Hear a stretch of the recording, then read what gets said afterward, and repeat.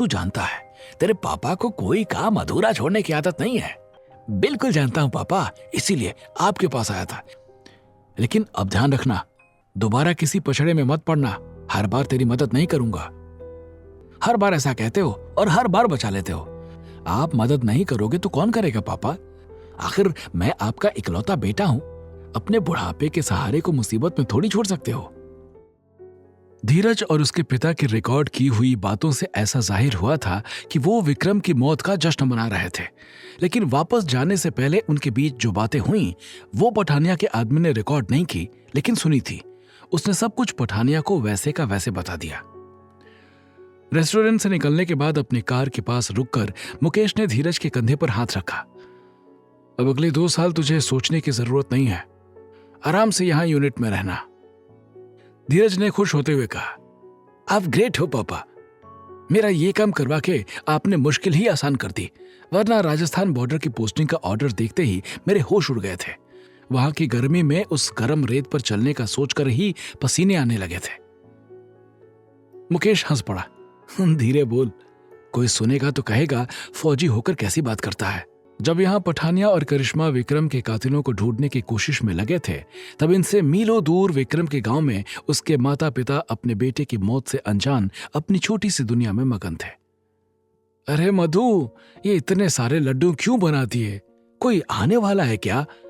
विक्रम के पिता ने लड्डुओं से भरा हुआ मर्तबान देखकर पूछा।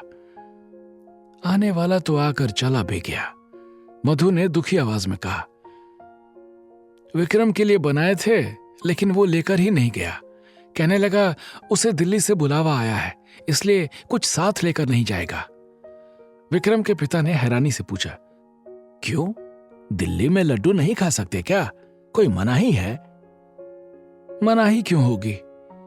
विक्रम ने इसीलिए मना किया क्योंकि दिल्ली में उसे किसी जरूरी काम से बुलाया था। कहने लगा पता नहीं काम के लिए कहीं और भी जाना पड़ा तो लड्डू का बर्तन लेकर कैसे घूमेगा।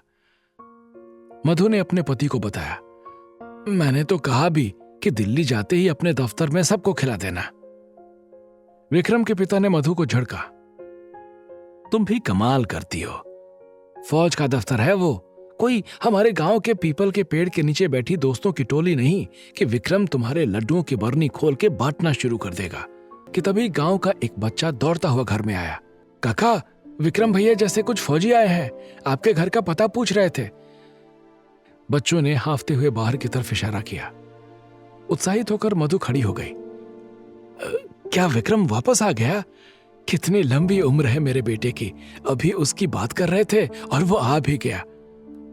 उसके पति ने फिर से उसे डपटा, विक्रम नहीं, विक्रम जैसे फौजी आए हैं।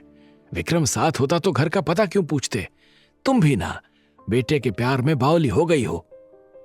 मधु को वहीं छोड़कर वह दरवाजे की तरफ दौड़े। तब तक 3 फौजी उनके दरवाजे तक पहुंच गए थे। तीनों ने विक्रम जैसी वर्दी पहनी थी।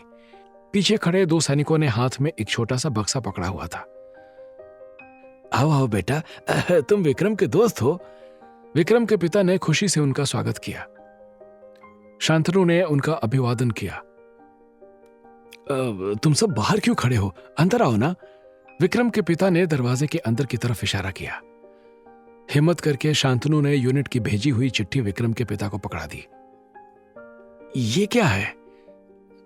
उन्हें कुछ समझ नहीं आया तो चिट्ठी खोलकर पढ़ने लगे। अपने पल्लू से हाथ पोंछती मधु भी बाहर आ गई और मुस्कुराकर पूछा, विक्रम ने भेजा है तुम्हें? मुझे पता था उसे लड्डुओं की याद आ रही होगी। मेरे हाथ के बेसन के लड्डू उसे बहुत पसंद है।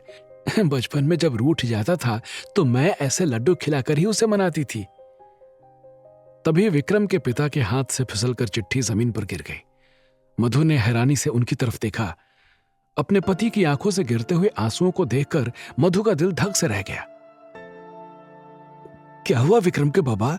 क्या लिखा है चिट्ठी में? विक्रम ने कोई संदेश भेजा है क्या? अब रो क्यों रहे हो? विक्रम बीमार है, उसे चोट लगी है, इसमें डरने की क्या बात है? आपको पता है ना, वो अपना इलाज कर सकता है, ठीक हो जाएगा, बहुत जल्दी ठीक हो जाएगा।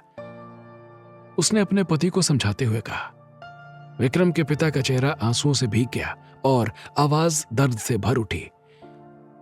अब कुछ ठीक नहीं हो सकता मधु, सब कुछ खत्म हो गया। हमारा विक्रम हमें छोड़कर चला गया। नहीं, मधु ने चिल्लाकर कहा, ऐसा हो ही नहीं सकता। विक्रम ने मुझसे वादा किया था कि वो जल्दी वापस आएगा। वो अपना वादा कभी नहीं तोड़ता। विक्रम वापस आएगा, जरूर आएगा। आगे की कहानी जानने के लिए देखें अगला एपिसोड सिर्फ पॉकेट एफएम के यूट्यूब चैनल पर, और कमांडर विक्रम चौहान के सारे एपिसोड्स को सुनने के लिए डिस्क्रिप्शन में दी लिंक से डाउनलोड करें पॉकेट एफएम ऐप।